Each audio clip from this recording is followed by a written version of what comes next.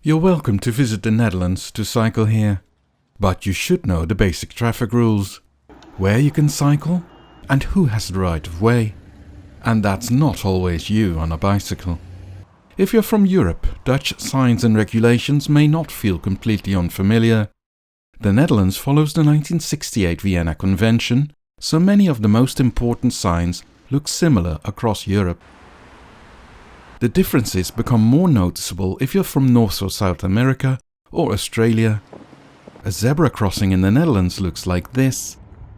It's the equivalent of this in the US and this in Australia. Fortunately, things don't always look quite that different. Let's go through the basic rules. Where can you ride?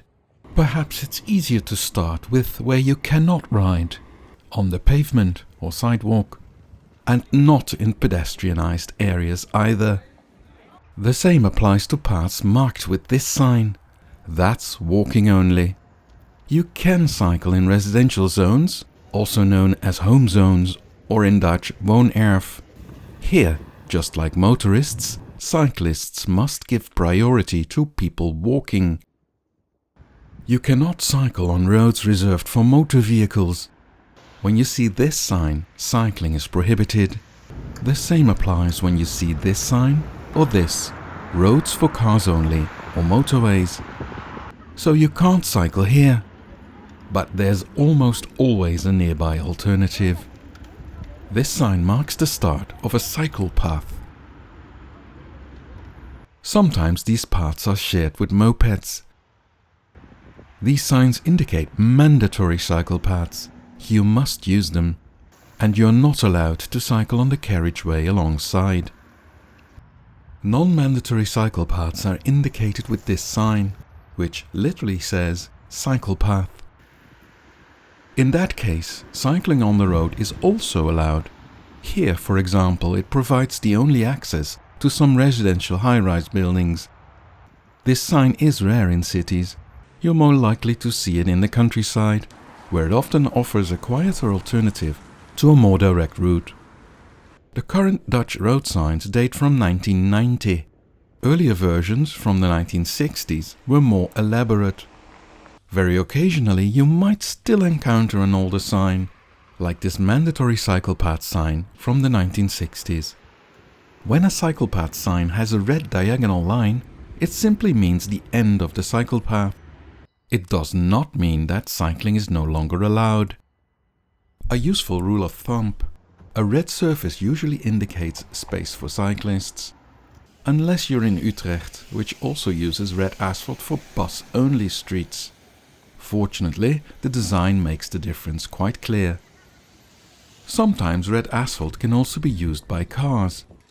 These are so-called cycle streets, where motorists are guests.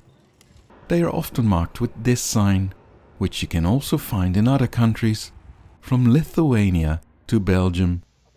However, these signs are not always used. Because the cycle street has no formal legal status in the Netherlands, some cities use different signs, or none at all, and rely on the street design to make the situation clear. Prohibitions. When something is prohibited, you will usually see a round white sign with a red border. We've already seen the no entry for cyclists sign. Similar signs exist for other vehicles and even for pedestrians. They can also indicate restrictions on height, width, length, axle load and total weight. Priority. In the Netherlands, priority is regulated using a set of 7 signs, which you'll see very frequently. If you must give priority, you'll see this yield sign. Fortunately, it looks almost the same all over the world. Stop signs do exist in the Netherlands, but they are rare. Like in most of Europe, they are only used where visibility is very poor. You have priority when you are on a priority road, indicated by a diamond-shaped sign. These roads give you priority over all side streets. They are usually larger roads, often with separate cycle paths. A priority road ends when the sign has diagonal slashes. but more often a yield sign is used to end the priority road. In 2012, the 1990 road design was improved to better support colorblind users. Additional contrasting lines make the signs clearer for everyone. Interestingly, in 1990 these lines were used only on blue signs, but they are now applied to all signs. As a result, you can encounter both old and updated versions in the street. This sign means you have priority over side roads on both sides. This is the old version, and this is the improved one. Here, priority applies only over a side street on the left. The same sign also exists for a side road on the right only. Road markings provide extra information about priority. Shark's teeth on the road mirror the yield sign. If they point towards you, you must give way. The surface color is another clue. If the red of a cycle path continues across a junction, cyclists have priority. If it is interrupted, cyclists must yield. Inside 30 km/h zones, indicated by signs like this, priority signs are usually absent. That means the default rules apply. Traffic going straight on always has priority over traffic turning off the same road, including cyclists and also pedestrians walking straight ahead. Another basic rule is that traffic from the right has the right of way. This also applies at T-junctions. This rule often surprises visitors from countries where this is different. There's one important exception, the exit construction. When there is a change in height, traffic on the continuous level surface has priority. Today, exit constructions are widely used to organize priority in sign-free zones. The end of such zones is indicated by grey signs with diagonal slashes. Slashes always mark the end of a previous arrangement.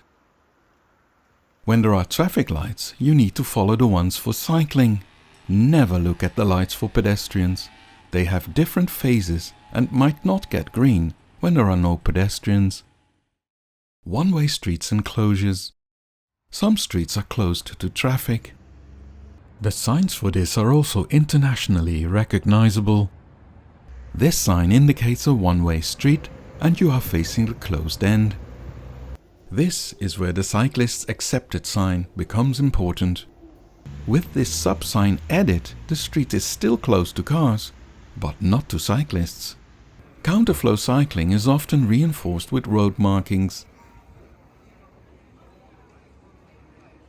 In one-way streets you'll also see blue signs with arrows showing the permitted direction of travel. These can also be combined with cyclists accepted. Roundabouts always have a counterclockwise driving direction.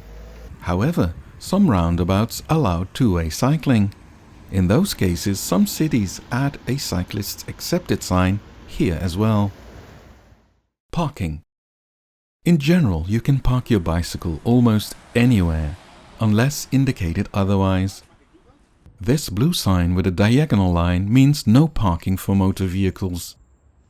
A full red cross means no stopping at any time. There's also a no parking sign specifically for bicycles and mopeds. It can apply to an entire zone, for example around stations or in city centers. Sometimes this means bicycles may only be parked in designated racks and not outside them. The positive sign for bicycle parking is blue and hard to misunderstand. Warnings. Warning signs are triangular with a red border. They are less common on cycle paths, but on shared roads you may see warnings for dangerous junctions, roundabouts, speed humps, road narrowing, children playing, or even cows crossing. Most of these signs speak for themselves. Finally, other road users may be warned to look out for cyclists, which is generally good advice when driving in the Netherlands. There will always be cyclists to be aware of.